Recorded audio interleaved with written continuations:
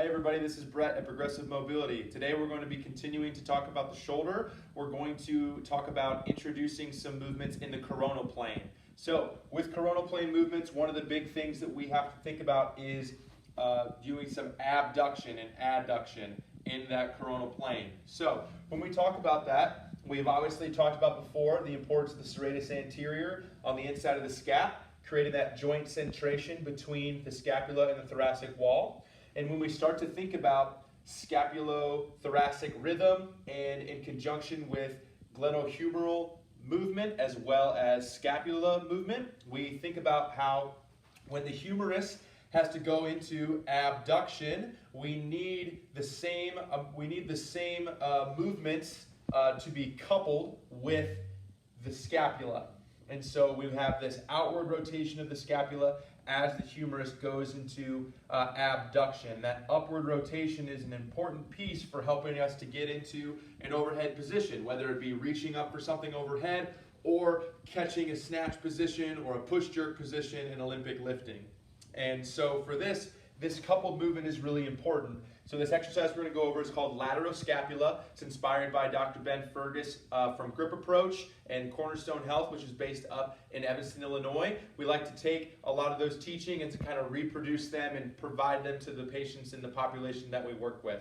So I think this will be a really great exercise for you to use to help reduce any upper trap and levator tension that you may have in your shoulders, and also help to improve that overhead movement position and to develop more control in your scapula and your humerus. So we're going to head over this way to our open form here.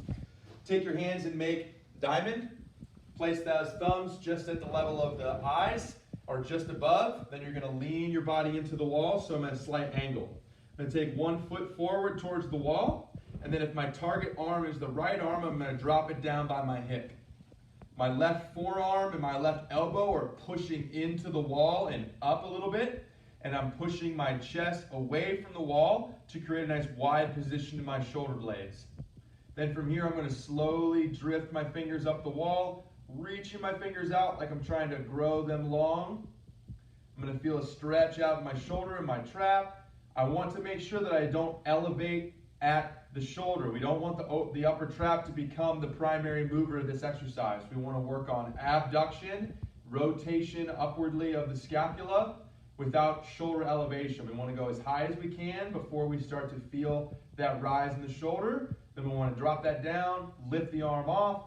We'll do a couple circles clockwise, counterclockwise in that position for some stabilization and dynamic stabilization, and then we'll come back down. Again, reach those fingers long, move the arm out to abduction like the hand on a clock, lift the arm up, set that shoulder blade in a nice stable position, and we'll do 3 circles clockwise, 3 circles counterclockwise. You can do this exercise at home. You can do anywhere from 8 to 10 reps on each side. Make sure you take your time. This is a motor control exercise, so we want each rep to take about 5 seconds so you can really get a feel for the way that the arm is moving. We want to retrain the brain to feel where the body is in space in order to free that movement up for the body. Give this exercise a try. Check out our Instagram and check out our website, and we look forward to hearing from you. Leave some comments on what you think, and we'll talk to you soon. Thanks.